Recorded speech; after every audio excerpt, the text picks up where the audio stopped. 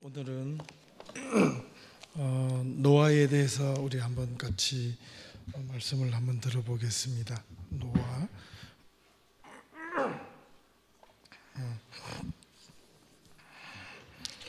지금 됐어요? 그만 꺼주시면 좋겠습니다. 감사합니다. 지난주에 우리가 에녹에 대해서 공부를 했다면 오늘은 이제 에녹과 이렇게 병행해서 아마 생각을 조금 하셔야 될 것 같아요. 지난주에 에녹에 대해서 시간이 별로 없어서 다 못하고 지났는데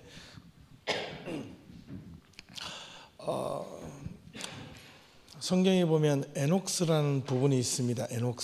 에녹스라는 성경 우리 신구약 성경에는 없지만은 외경이라고 그래서 에녹스라는 성경이 있는데 구약 지금 우리가 말하는 지난 시간에 했던 에녹은 다른 문서에 보면 예언자 중에 한 사람으로 그렇게 기록되어져 있습니다. 그래서 에녹스에 보면 창세기 6장 1절에 나오는 네피림에 대한 이야기와 그 다음에 시대적 상황에 대해서 상당히 상세하게 나름대로 서술되어져 있는 모습들이 에녹스라는 부분이 있어서 이디오피아 지방에서 지난주에 보여드렸던 이디오피아 정교회에서는 에녹스를 우리가 가지고 있는 성경처럼 그렇게 받아들여지고 있다는 겁니다. 에녹의 시대과 그 다음에 노아까지 우리가 한번 생각해 보시면 좋을 것 같습니다. 오늘은 창세기 6장 5절에서 13절, 마태복음 24장, 히브리서 11장 요 세 구절을 가지고 우리가 함께 보도록 하겠습니다. 이제 제가 위에 읽고요. 여호와께서 사람의 죄악이 세상에 가득함과 그의 마음으로 생각하는 모든 계획이 항상 악할 뿐임을 보시고 땅 위에 사람 지으셨음을 한탄하시고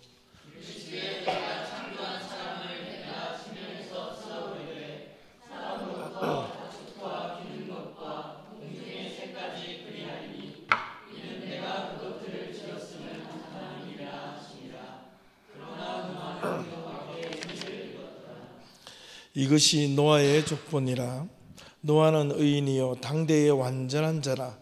그는 하나님과 동행하였으며 세 아들을 낳았으니 셈과 함과 야벳이라. 그때에 온 땅이 하나님 앞에 부패하여 포악함이 땅에 가득한지라.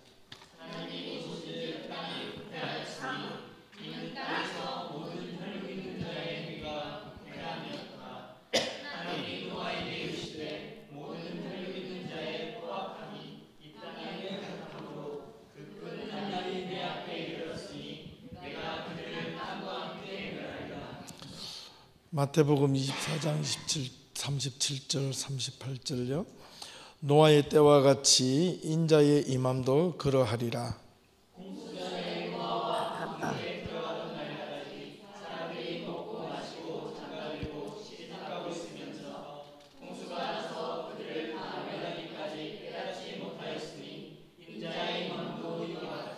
밑에 거는 같이 읽을게요. 시작. 믿음으로 노아는 아직 보이지 않는 일에 경고하심을 받아 경외함으로 방주를 준비하여 그 집을 구원하였으니 이로 말미암아 세상을 정죄하고 믿음을 따르는 의의 상속자가 되었느니라. 아멘.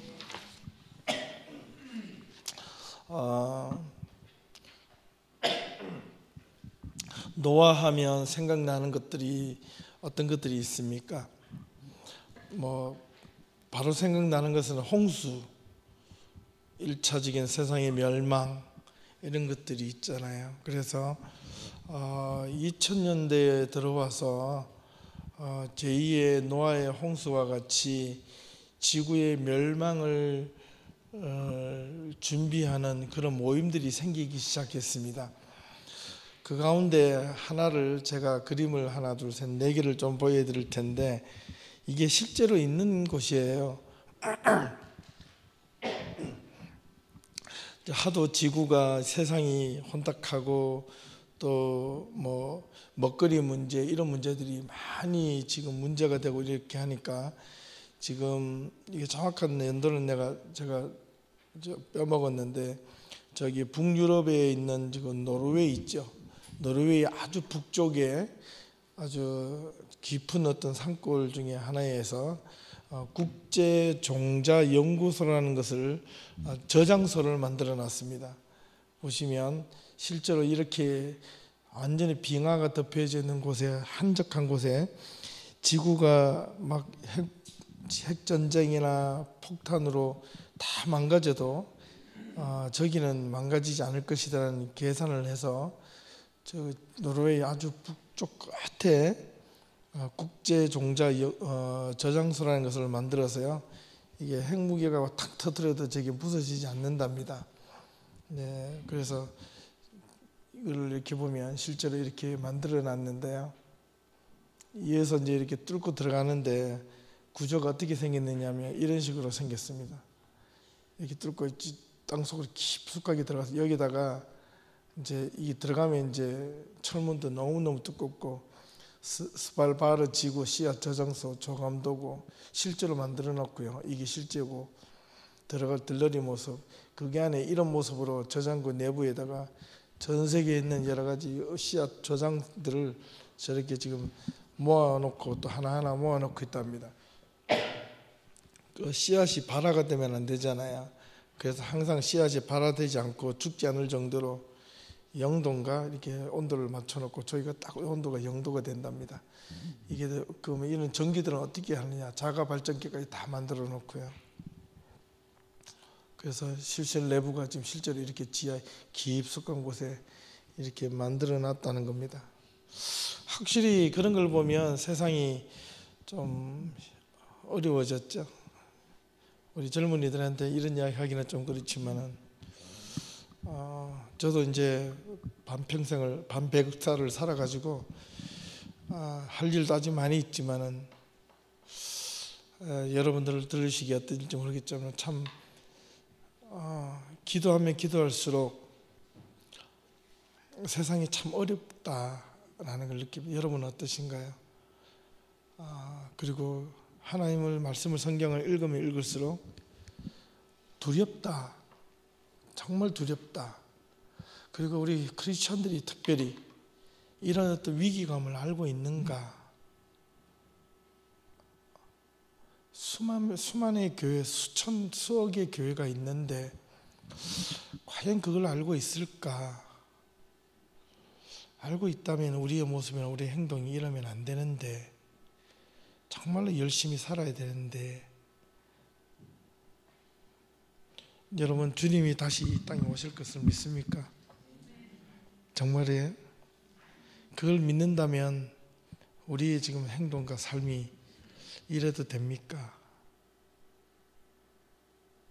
하나님 앞에 정말 예수님이 우리에게 다시 오신다면, 만약에 지금 오신다면 아무개야 너 참 잘했네, 어서 오이라 이렇게 하실 것 같아요. 네 눕고 저요 아무개요 난 모르겠다. 행여 그런 말을 들으면 어떻게 하겠는가? 나는 정말 내가 힘들고 어려울 때 해피했는가? 아니면 그걸 끝까지 참고 함께 견디었는가? 말씀으로. 그게 참 중요한 시대가 온 것 같아요. 분명히 여러분들, 저와 여러분들이, 우리 교회가 또 주변의 모든 수많은 교회들이 어떤 그런 것에 하나님만 포커스를 맞추어도 우리가 예수 믿어야 하는 이유, 신앙생활 해야 하는 이유가 더욱더 분명해져야 될 것 같아요. 오늘 노아에 대한 이야기를 하는데 한번 그 의미를 같이 한번 겸해서 한번 생각을 해보도록 하겠습니다. 오늘은 조금 더 일찍 맞춰보려고 그래요. 여러분한테 그 부탁을 드리면 일찍 맞추는 거 좋은데 맞추고 나서 빨리 이제 커피 같은 거 갖고 오시기 바랍니다. 그게 10분 이상이 걸려보는 것이고 5분에 부탁 해가지고 아니면 한두 번에 좀 날라주시든지, 그래서 여러분들 원하는 토론을 좀 더 많이 할 수 있기를 바랍니다.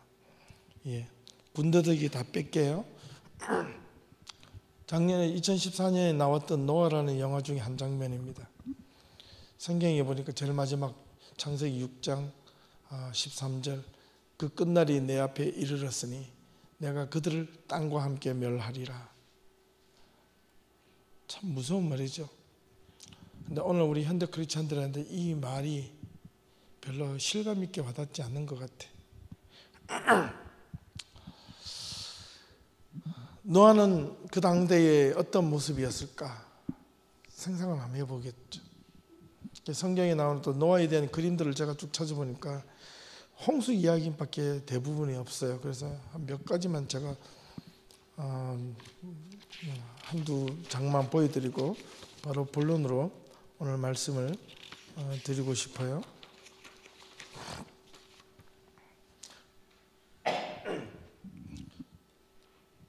프랑스에 있는 그림인데 노아가 술 취해가지고 나중에 노아 홍수가 끝나고 나서 술 취해 있는 모습을 보고 아주 사실적으로 그랬네요. 헬랄레 해가지고 하찮까지 덮어냈는데 이게 형은 한 명은 막 형이 아버지가 옷 벗고 있는 걸 보고 막 비웃었는데 누가 비웃었을까요? 3명 중에 몇 명이 비웃었을까요?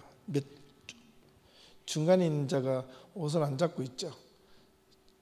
옷을 잡고 옷이나 이불을 갖고 있는 사람이 덮어주고. 성경이 그림들이 아주 멋있습니다. 그래서 그 다음에 두 번째는 방주로 들어가는 동물들, 노아 방주에 대한 이야기죠.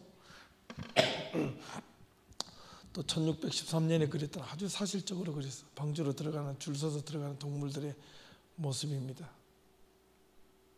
그리고 이제 12세기에 베니스죠. 베니스, 이태리 베니스의 어떤 큰 그 교회 성당의 모자이크로 이제 비둘기를 날려드리는 장면, 노아가 비가 그치고 이런 장면들입니다. 나중에 이제 땅에 내려와서 첫 번째 번제를 드리는 장면, 미켈란젤로가 그렸던 그림 중에 하나입니다. 예.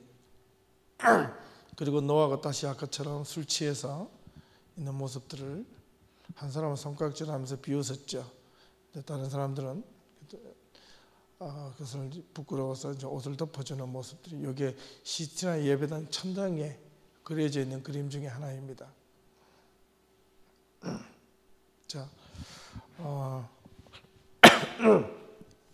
노아의 시대의 이야기는 우리가 창세기 6장부터 9장까지 있는데 간략하게 설명을 조금 해드리면 하나님이 노아가 그 당대에 의롭고 완전한 자라, 그래서 하나님께서 그를 택해서 홍수를 인해서 멸할 것을 명령하시고 방주를 지으라 그랬죠.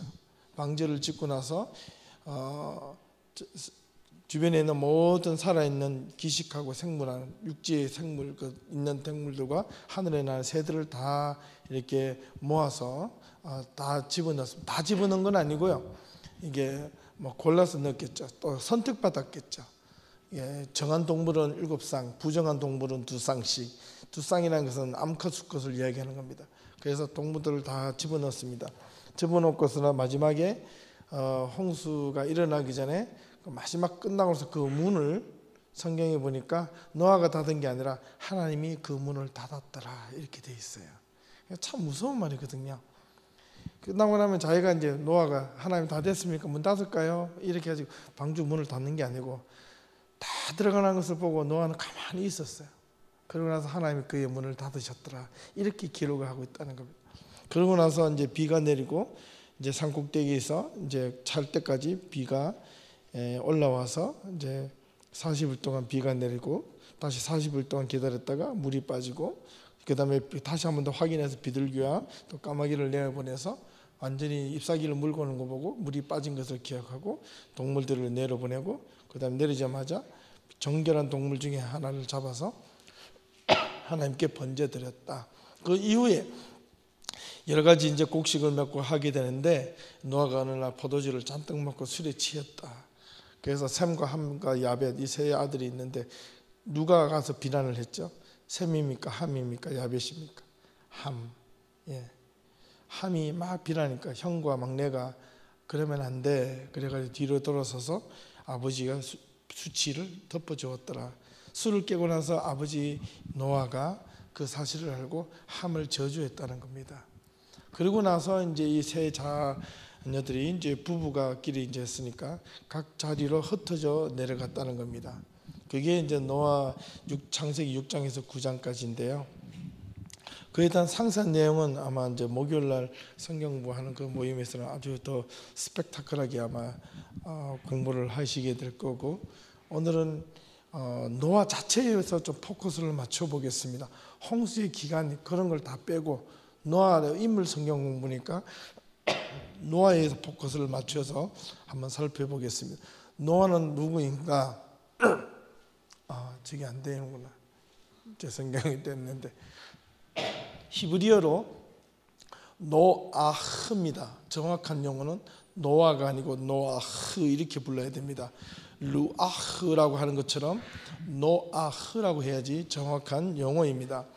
그 뜻은, 노아의 뜻은 안식, 쉼을 얻다, 평안을 가지다, 이런 뜻을 가지고 있습니다. 여기에 잘못 적었네요. 이거는 이제 제가 에녹에 대한 이야기인데 제가 잘못 적었습니다.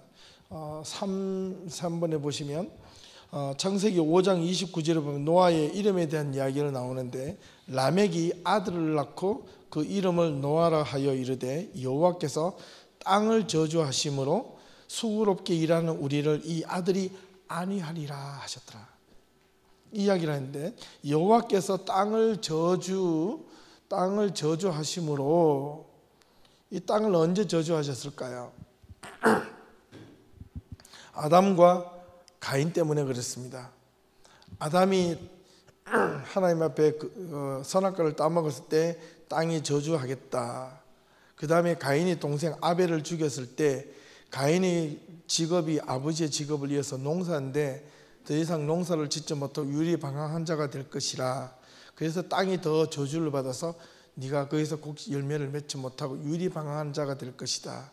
그래서 두 번의 어떤 땅을 저주하는 장면이 나옵니다. 그리고 나서 이제 대를 이어져 가는데, 이 노아의 자손은 가인의 자손이 아니라 하나님이 아담과 하와에게 은혜를 주셔서 동침함에 또 다른 아들을 낳았는데 그 이름을 셋이라 하였고, 그 셋의 이름을 낳고 나서 비로소 여호와의 이름을 불렀더라, 이렇게 기록을 하고 있습니다. 그래서 셋, 그 위에서 내려오는 게 에노스, 그 다음에서 쭉 이제 카이난, 게난, 이와 함께 마지막에 노아까지 10대까지 내려오는 겁니다. 그래서 아담과 노아의 때까지는요, 이게 10대예요. 10대선.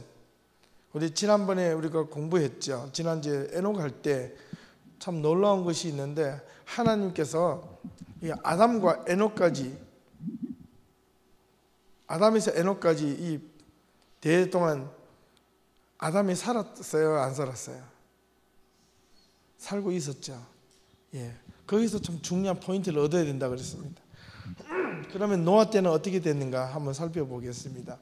자, 4절에 네 번째 보시면 노아는 6장 8절을 보니까 하나님의 은혜를 입었더라, 이렇게 기록을 하고 있습니다. 6장, 그러나 노아는 여호와께 은혜를 입었더라. 이게 참 중요한 단어거든요. 그 다음에 여기는 기록하지 않았지만은 그 뒷부분입니다. 그 다음에 6장 9절 그 뒤에 장에 보면 노아는 의인이요 당대의 완전한 자라. 완전한 자라고 이렇게 성경을 이제 필요했는데, 완전한 자가 아니고요, 어떠냐면 blameless, 영어로 말하면 비난받지 않는 자였다, 이런 거였어요. 흠이 없는 자, 이렇게 표현합니다. 완전한 자라 이렇게 하니까 우리가 퍼펙트처럼 생각하는데 퍼펙트가 아니고 흠이 없다, 이런 뜻이에요. 그러고 나서 더 중요한 거는 그는 하나님과 동행하였다. 그러고 보니까 그 앞전에 우리 지난주에 배웠던 에녹이 하나님과 300년간을 어떻게 했다 그랬죠? 동행했다. 이게 동행이라는 단어가 참 중요합니다. 자, 두 번째는 하나님과 동행하며 살았다, 이렇게 기록하고 있습니다. 그렇다면 노아가 살았던 그 당대의 시대적 상황은 어땠을까?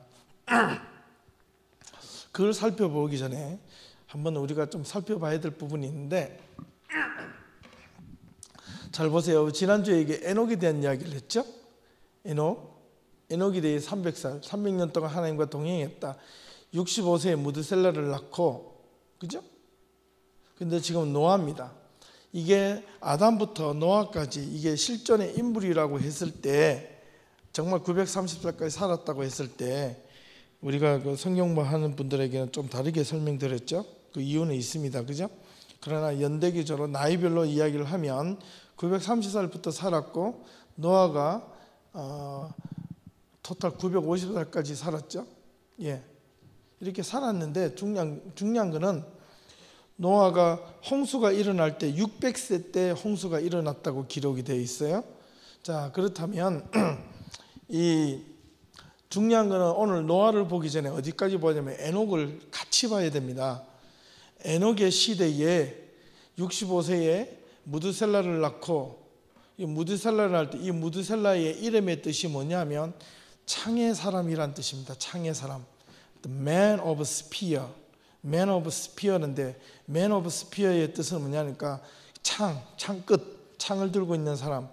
그대로부터 내려오는 어떤 중요한 속담이 있었는데, 이 창의 사람이 오면 세상이 끝이 난다, 이런 메시지를 던져요.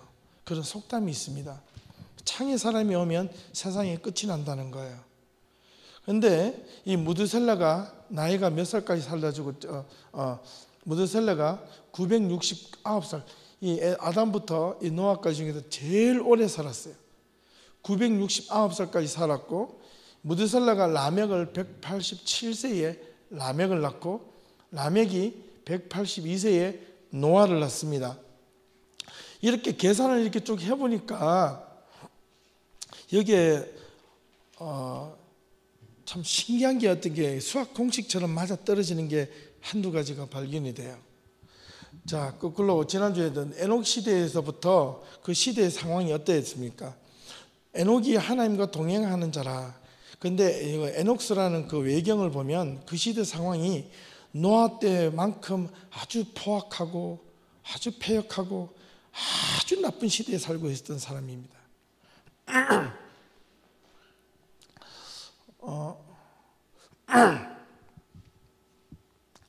노아는 하나님께 은혜를 입었더라. 노아 자체가. 노아는 어떤 사람을 살았느냐? 노아는 하나님과, 왜 이게 나옵니까?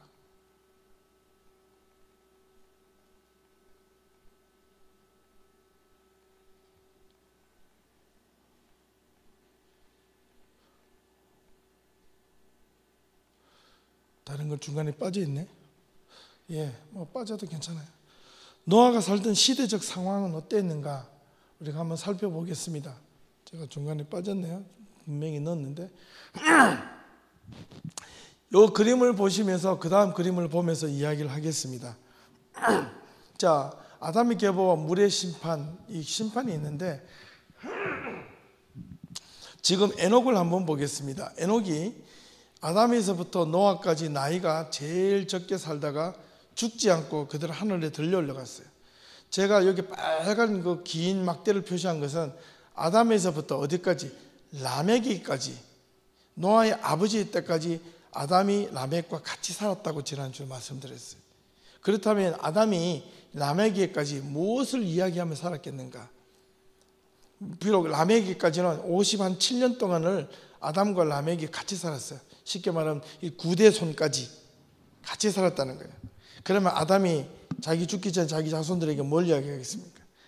내가 에덴 동산에서 하나님 앞에 범죄해서 내가 선악을 따먹고 쫓겨났다. 그거를 말했겠어요? 숨겼겠어요? 여러분 생각에는 자손들에게 뭘 이야기해 주고 싶어요? 할아버지는 완벽하게 살았다, 이렇게 이야기했겠어요? 이 할아버지는 하나님의 말씀을 어겨서 너희들에게 참 못난 짓을 했구나. 하지만 너희들은 그렇게 살아서는 안 된다. 너희들은 그렇게 살아서는 안 된다. 똑바로 살아라. 열심히 살아라. 진실되게 살아라. 하나님의 말씀을 붙잡고 살아라. 하나님의 음성을 들으면 그 따라가라. 이렇게 했지 않겠느냐는 거예요. 적어도 그거를 셋을 놓고 에녹을 놓고 게난을 놓고 말라를 놓고 야렛과 에녹과 무드셀라와 라멕까지 그렇게 했다는 겁니다. 재밌는 것은 에녹의 당대에 에녹이 할아버지 아담보다도 먼저 올라간 게 아니라 아담이 제일 먼저 하늘에 죽어서 하나님 품으로 갔다는 거고요. 그 다음에 두 번째 셋 이렇게 되는데, 아담이 이 밑에 이 라멕까지 내 아들 중에 하나가 큰 아들이 있었는데 그 이름은 가인이란다. 이 가인은 내가 형제를 같이 낳았는데 아벨이는 너 할아버지가 있단다. 근데 둘이가 시기해서 그 가인이라는 할아버지가 내가 낳은 자식이 동생을 죽였어. 그래서 더 큰 저주를 받았어. 너희들은 그렇게 살면 안 돼. 화목하고 더불어 힘껏 힘을 모아야 돼. 어렵고 힘들어서 힘을 모아야 돼. 이렇게 했겠어요? 아니면 너 할아버지 가인인데 내가 그 꼴도 보기 싫거든. 예, 내가 너희들은 셋이니까 가인이 오기만 하면 다 물러쳐버려. 가인 자손이라면 이렇게 했겠냐는 거예요. 그 미드라시라는 그 유대 율법 구전 율법 해설서가 있는데, 가인의 후손의 마지막에 8대의 성경 창세기 4장에 보면 라멕이라는 그 두 아내가 있었는데 가인의 자손입니다. 셋의 자손의 라멕이 아니고 그 자손에게는 야다와 실라라는 두 여인이 있는데, 그 실라의 그 마지막 자녀 이름이 나아마입니다. 여자입니다. 구전 율법의 미드라시 유대인들 책에 보면 이 나아마가 노아의 아내였더라, 이런 또 기록이 있어요. 그러니까 참 이 아이러니합니다. 그래서 이 셋의 자손들을 통해서 하나님은 오늘 무엇을 이야기하시고 오늘 노아를 통해서 무엇을 이야기하실까, 그날 스토리를 우리가 한번 배워보고 싶다는 겁니다. 자, 에녹의 때에 65세 때부터 하나님을 만나서 300년간 동행했다. 그럼 65세 이전에는 동행 안 했느냐? 그렇지는 않아요. 그러니까 할아버지가 아담이 이 무드셀라 라멕까지 같이 살았던 것을 보면 이게 어마어마하게 영향력을 미쳤으면 틀림이 없습니다. 저와 여러분들 신앙생활을 할 때 신앙의 대물림이 얼마나 중요한지 몰라요. 대를 위해서 자녀들에게 신앙을 대물림하는 것은 그 아버지나 그 부모나 그 선생이 그 어른이 정말 뼈를 깎고 고뇌를 감당하는 그런 인내와 수고와 눈물과 고통이 없이는 신앙이 대물림 되지 않습니다. 필요합니다. 각오를 해야 돼요. 그게 어른의 모습이에요. 이 에녹이 하나님과 동행했다. 좋아요. 무드셀라를 낳았는데 무드셀라가 963살이에요. 그 다음에 라멕을 낳았을 때 무드셀라의 뜻이 창의 끝, 창의 사람이라 그랬죠. 그러면 창의 사람이 오면 세상이 끝난다는 뜻인데, 아이러니하게 라멕이 182세에 노아를 낳고 노아가 600세 때 홍수가 시작되는데, 이 무드셀라가 죽었는 969세에 죽는 그 나이가 그 죽었던 그 해에 노아의 홍수가 시작이 됩니다. 무드셀라가 그의 생명이 다하는 끝나는 그 해에 노아의 홍수가 시작되었다는 거예요. 되게 아이러니하지 않아요? 계산을 해보니까 무드셀라가 969세에 살았어요. 무드셀라가 180세에 라멕을 낳고, 그러면 라멕이 몇 년 동안 살았어요? 777세. 187 더하기 777 하니까 뭐냐니까 964가 돼요. 그럼 5년이 비죠.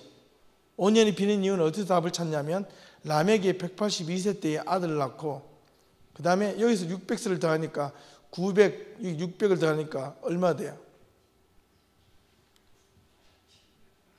782가 되죠. 그러니까 라멕이 일찍 죽었죠. 782세에 노아 홍수가 시작됐으니까 그러면 777을 빼면 몇 년이에요? 5년이 나와요. 딱 5년. 라멕은 무드셀라보다 일찍 죽습니다. 몇 년을? 5년을 일찍 죽어요.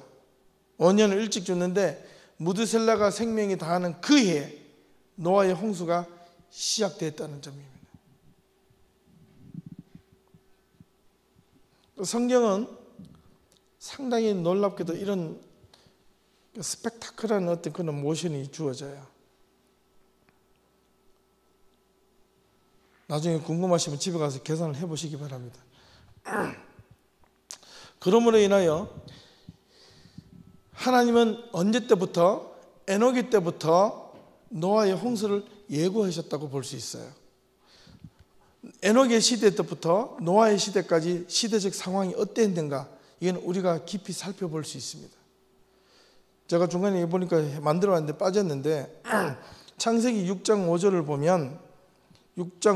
보면 여호와께서 사람의 죄악이 세상에 가득함과 그의 마음으로 생각하는 모든 계획이 항상 악할 뿐임을 보시고, 이렇게 되어 있어요.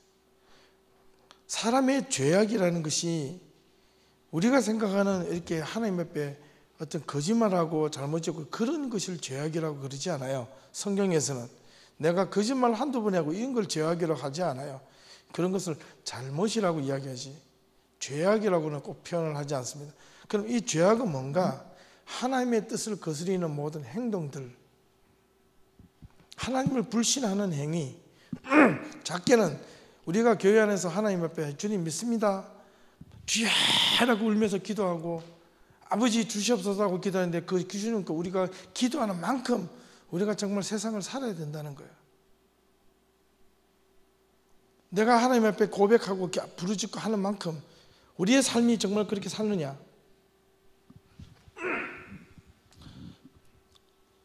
하나님은 그걸 보신다는 거예요. 하나님은 참 무서우신 분이에요. 소리 없이 정말 강하신 분이고, 소리 없이 우리에게 임할 진노를 미리 예고를 다 해놓는데 그것을 보는 자와 보지 못하는 자가 있더라.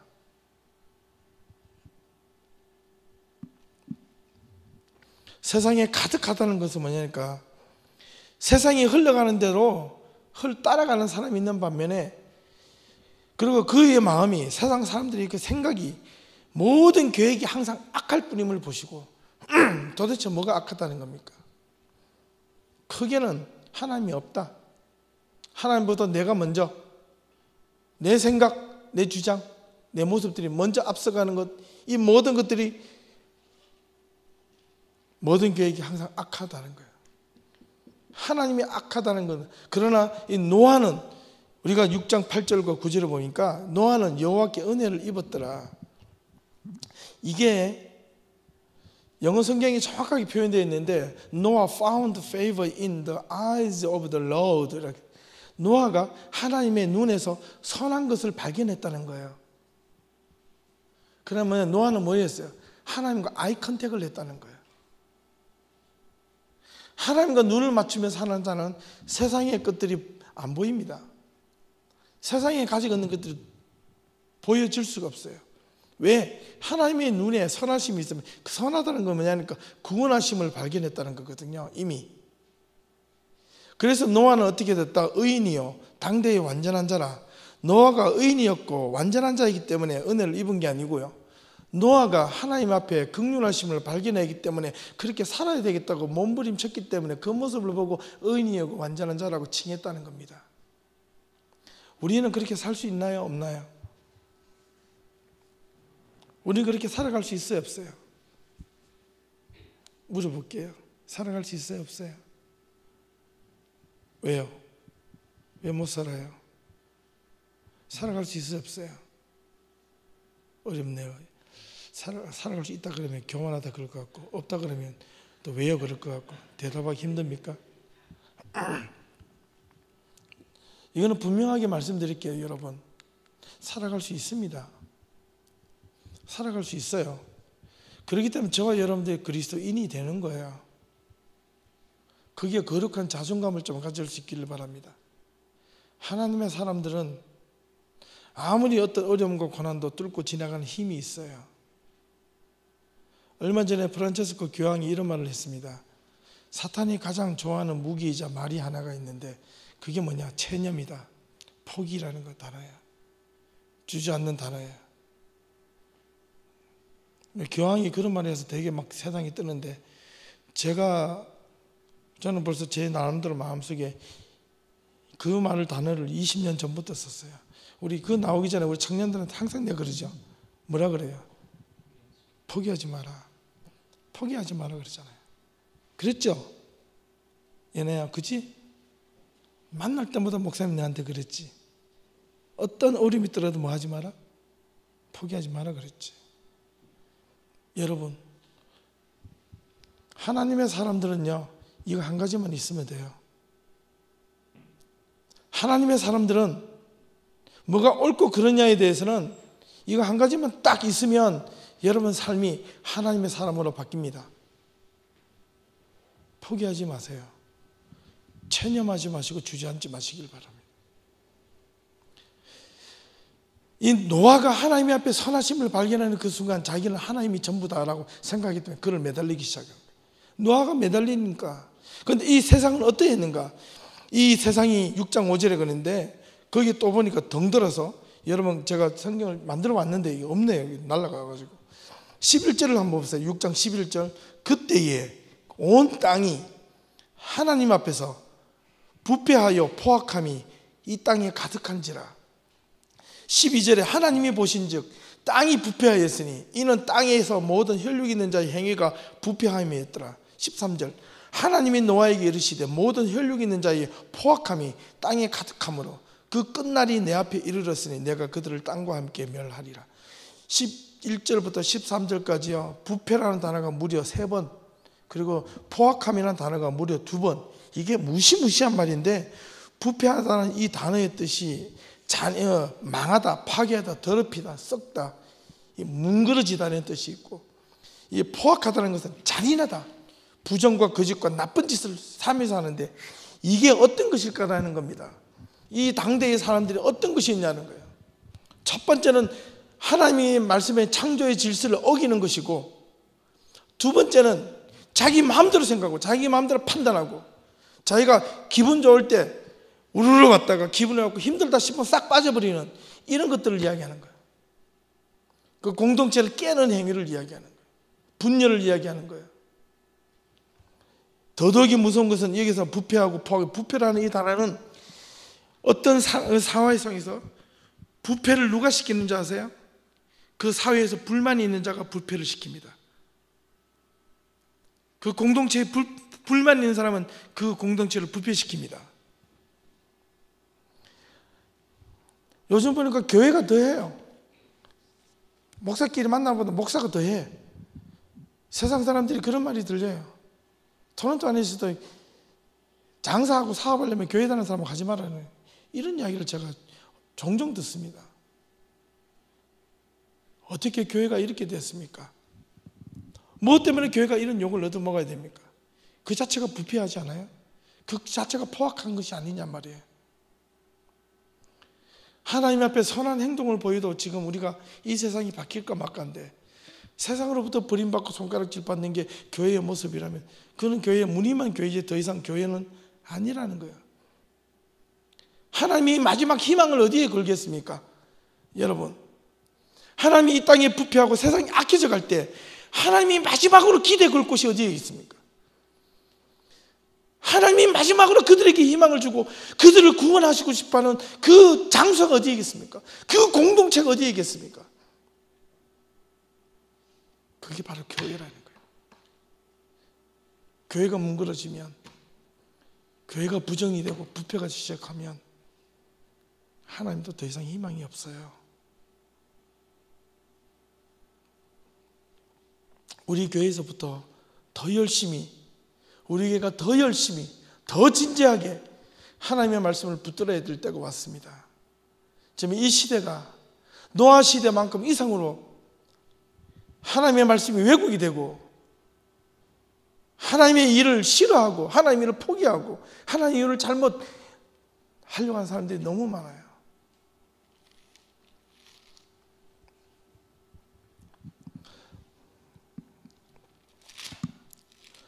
이 일을 이루어진 이유가 뭐냐면, 앞전에 생육하고 번성하라, 인구가 늘어나면서 하나님의 영광이 드러나야 할 그 자리에 오히려 그 반대가 일어난다는 거예요. 저는 교회가 너무 많다고 생각돼요. 그 안에 포함이 제가 될 수도 있어요. 목회자도 너무 많아요. 쓸데없는 목회자들이 너무 많다는 거예요. 그게 제가 될 수도 있어요. 여러분 어리석은 그리스도인이 되지 마십시다. 신실한 그리스도인이 되도록 우리 몸부림쳐 보자고요. 성경을 잘 몰라도 돼. 배우면 되니까. 근데 똑바로 배워야 돼. 하나님이 마지막으로 기대 걸 것, 그 기대마저 무너진다면 하나님은 어디에다가 이 세상 희망을 걸겠습니까? 그냥 없애버리고 말지. 하나님이 우리 모습을, 우리 작지만 우리의 모습을 보고 이 세상을 걱정하셨고, 그래 너희들이 희망이다, 그래 예담아 너희들이 희망이다, 이런 소리 들을 수 있기를 바랍니다. 여러분, 이게 신앙이 아닙니까? 이게 믿음이 아니에요? 이게 우리 살아갈 삶의 신앙에서 가치가 아니겠습니까? 생육과 번성이 올바른 어떤 이성관계, 결혼관계에서 시작되어야 되는데 오늘 이 시대가 어떻게 됐습니까? 성적 타락이 인정이 되는 시대가 되었어요. 대표적인 케이스가 동성애 인정. 할 말이 많아요. 그래서 4월달에 5월달에 한국에서 교수님 제가 모시고 여기에 동성애에 대한 문제를 여러분 낱낱이 고발시켜 드릴 거예요. 와서 좀 들으세요.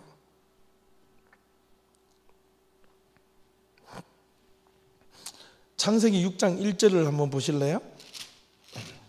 하나만 더 하고 마칠게요. 창세기 6장 1절. 사람이 땅 위에 번성하기 시작할 때에 그들에게서 딸들이 나니 하나님의 아들들이 사람의 딸들의 아름다움을 보고 자기들이 좋아하는 모든 여자를 아내로 삼는지라. 이게 뭐냐면 타락입니다. 성적 타락. 여기에 대한 네피림에 대한 이야기를 하지 않을게요. 시간이 없기 때문에. 자기가 좋아하는 여자를 아내로 삼아서 이게 뭐냐면 포악, 에노기 때부터 시작해서 그 죄악과 포악함이 그게 어디에 달했냐? 노아의 당대에 시작할 때 이 앞에서 시작됐다는 거예요. 그것을 언제까지? 무드셀라가 죽을 때까지 딱 죽는 그네에 홍수가 시작된다는 거예요. 이거는 놀라운 어떤 숫자적인 이치가 있습니다. 마태복음 24장 37절을 보니까 우리가 읽었던 홍수 전에 노아가 방주에 들어가던 날까지 뭐 됐다? 사람들이 먹고 마시고 장가들고 시집갔더라. 뭘 이야기합니까? 세상 일에 취했더라. 여러분, 하나님의 사람은 이런 세상의 일들 먹고 마시고 장가들고 시집가는 것도 필요하지만 여기에 취해버리면 하나님을 볼 수가 없습니다. 교회는 그냥 이렇게 문이에요. 그냥 덜러리예요. 덜러리. 신앙이 덜러리란 말입니다. 하나님은 그건 절대로 용납하지 않으세요. 크리스찬들이 어떻게 신앙이 덜러리가 됩니까? 신앙이 내 삶의 중심이 되고 믿음이 되고 내 삶의 등불이 되어야 되는데, 그런데 왜 어떻게 덜러리가 된답니까? 뭐 보험 들어놨어요? 그런 신앙생활을 하면 안 된다는 거예요. 분명히 성경은 경고하고 있습니다. 세상의 마지막 때에 홍수 전에 노아의 방주에 들어가는 그날까지도 사람들이 먹고 마시고 장가들고 시집갔더라. 지금 우리가 살고 있는 문제가 가장 시급한 문제가 이거지 않습니까? 경제가 어렵고 삶이 어렵고 먹고 사는 게 힘들어요. 걱정이 돼요. 그렇기 때문에 거기에 빠져버리면 뭐가 하나님을 생각하기에 겨를이 없어요. 그런데도 뭐라고 성경은 이야기하냐면, 그렇지만은 그래도 너 하나님 잊으면 안 돼 이거예요. 네 삶이 어렵지 척박하지 그래도 힘들면 안 돼. 지금 이걸 이야기하는 겁니다. 제가 오늘 어떤 분하고 누구를 만났는데 오후에 점심 식사를 하면서 그분이 그런 이야기를 하더라고요. 어떤 부모님이, 어떤 어머니가 토론토에 있는 어떤 큰 교회예요. 큰 교회 가서 막 교육 프로그램도 좋고 막 교회도 잘 됐다 그래가지고 딱 등록을 했는데 일주일 만에 울면서 교회를 나왔답니다. 그래서 그분한테 이야기를 했는데 뭐냐니까, 목사님 말씀도 좋고 다 좋은데 딱 마치고 나니까 이게 주눅이 들어서 예배를 못 드리겠다는 거예요. 주차장에 보니까 전부 다 BMW 벤츠로 쫙 깔려있고, 만나는 사람들마다 교회 안에서 골프 모임이나 이야기하고 너는 가방 뭐 샀냐 이야기하는데, 이 어머니는 두 아들이 있는데 남편과 이혼해가지고 하나님 말씀 붙잡겠다고 들어갔는데 거기에 끼일 틈이 없어서 울면서 나왔다는 거예요. 이게 오늘 교회의 모습입니다, 여러분.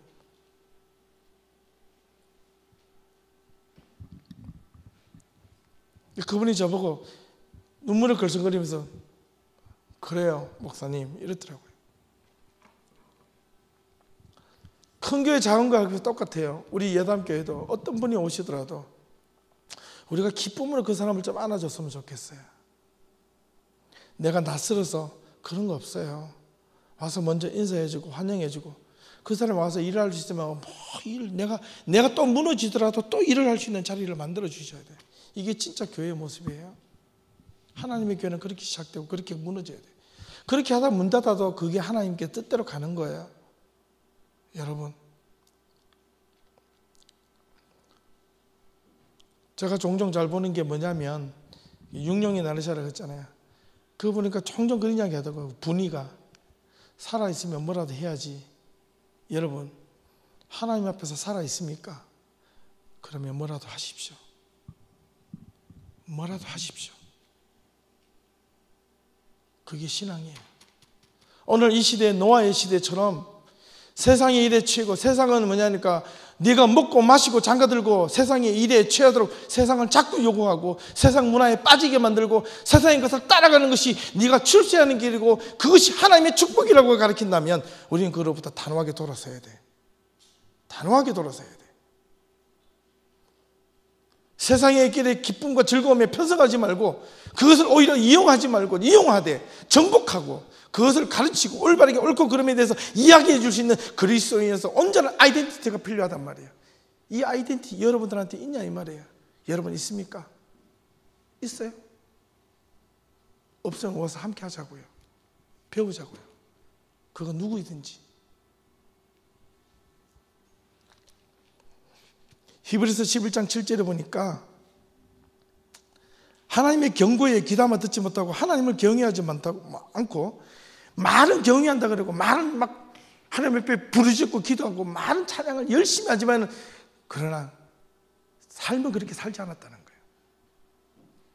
자기 마음대로 생각하고 자기 마음대로 하고 싶은 대로 살았다는 게 히브리서 11장 7절의 경고의 말씀. 다시 마태복음 24장으로 들어오면 세상 위라면 취해져 있어요. 시대의 악함을 분별하지 못하고 있대요. 여러분 하나님의 사람이십니까? 세상이 어떻게 돌아가는 걸 여러분 눈으로 하나님의 신앙으로 하나님의 눈으로 여러분 확인받을 수 있기를 바라요. 자, 그렇다면 이제 끝이 났습니다. 노아는 하나님께 어떻게 했다? 하나님께 은혜를 입었다. 하나님과 누를 맞추며 살았다는 뜻은 하나님과 생각과 뜻을 같이 했다는 거예요. 이게 분명하셔야 돼요. 두 번째는 하나님과 노아는 동행했더라. 이게 에녹과 하나님과 동행했다. 똑같이 씁니다. Noah walked with God. Enoch walked with God. 똑같이 단어를 쓰고 있어요. 이 말은 뭐냐? 노아와 에녹은 하나님과 행동을 같이 했다. 뭐냐? 방향을 같이 맞췄다. 같이 걸어갔다. 앞서지도 뒤서지도 않았다.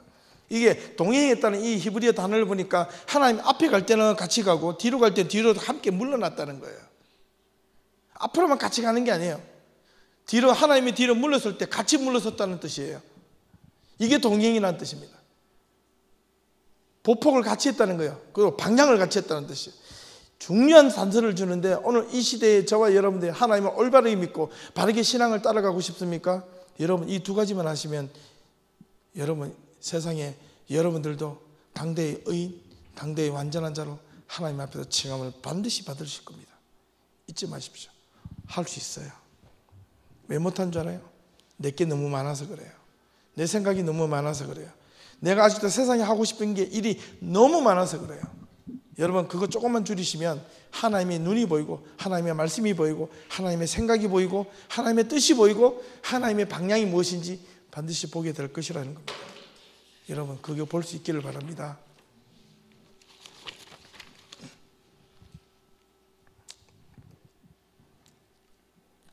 노아의 삶에서 우리 신앙인으로서 배울 수 있는 게 뭘까? 그 보폭 이야기를 하나님께 은혜를 입은 삶을 살았다. 어떻게 해야 되니까? 하나님의 뜻을 발기 위해서 우리는 말씀을 저는 죽었다 깨어나도 말씀을 바르게 배우는 수밖에 없어요. 그 밖에 깨닫는 수가 없거든요. 그리고 기도를 통해서 확인을 받는 거예요. 우리는 기도 잔뜩 해놓고 하나님 응답받았는데 하나님의 말씀을 가르쳐 준다는데 저는 그런 사람 정말 위험하다고 생각해요. 단호합니다. 어떤 사람이 그럴지라도 하나님과 함께 동행하는 삶을 살려면 어떻게 해야 되는가? 기도 생활 열심히 해야 돼요. 말씀을 듣고 생각을 맞추고 기도해 보세요. 깨달아지나 안 깨달아지나. 하나님과 생각도 안 맞추고 나서 내가 원하는 기도만 하는데 그 응답받았다고 그 응답이 틀릴 가능성이 90% 이상이 돼요. 여러분 그래서 조심하라는 거예요. 기도를 하나님의 뜻도 안 찾고 먼저 생각부터 기도부터 하니까 문제가 되잖아요. 오늘 많은 사람들이 그래서 실패를 본다고요. 하나님과 보폭을 맞추고 하나님이 원하시는 믿음의 방향을 잘 맞추고 살기 위하여 우리가 해야 할 것은 이 방향이라는 방향. 쉽게 말하면 나침반이 여러분 필요합니다. 알겠어요? 믿음의 나침반. 마지막으로 노아와 에녹의 공통점이 있는데 딱 한마디, 하나님과 동행했다. 세상이 아무리 부패하고 포악함에도 불구하고 노아와 에녹은 하나님과 동행한 사람은 끝까지 함께했다. 그렇기 때문에 잘 보시면 에녹은 하나님이 그를 데려가셨지만 이 노아는 하나님이 어떻게 방주로 집어넣으셨다 이거예요. 공통점이 하나님이 보호해 주셨다는 거예요. 그 앞뒤에 노아가 홍수 일어나기 전까지는요, 아담에서부터 라멕에까지 다 같이 당대에 살았는데 노아 홍수 일어날 때에 노아만 빼놓고 앞에 선조들은 싹 다 정리하셨다는 사실을 기억하셔야 됩니다. 무섭죠? 하나님의 사람들은, 하나님의 의롭게 사는 사람들은 에녹만 의롭게 사는 게 아니에요. 아담에서부터 비록 죄를 지었지만 하나님 앞에 토로하고 회개하고 사는 사람들은 그게 당대의 아버지 노아의 아버지 라멕에까지 하나님이 싹 정리를 하시고 노아를 방주로 집어넣으시고 문을 닫아버리는 거예요. 여러분, 이게 크리스찬들의 신앙의 키워드입니다. 오늘 노아를 통해서 배울 점은 바로 이것이에요. 시간이 많이 또 지났네. 여기서 말을 맺겠습니다. 마지막으로 여러분 한 가지만 기억하십시오. 그렇다면 노아와 에녹은 하나님과 동행하는 삶을 살기 위해서 그는 편안하게 살았다, 세상과 거꾸로 살았다. 그러면 세상 사람들은 포악하고 부패 속에 살았는데 노아는 의롭게 살려면 세상 사람들로부터 노아와 에녹은 어떻게 삶을 살았겠느냐 이 말입니다. 그 사람들과 아주 친하게 해피엔딩 살았겠어요? 아니면 그런 사람들로부터 블레임 받고 비난받고 너 왜 그래? 왜 그래? 이상한 짓을 해? 왜 그렇게 괜히 못한 짓을 해? 이런 욕을 얻어먹고 살았겠어요? 여러분은 노아가 될 것입니까? 아니면 세상 사람들, 부패한 사람의 그 삶에 편승하는 사람들이 되겠습니까?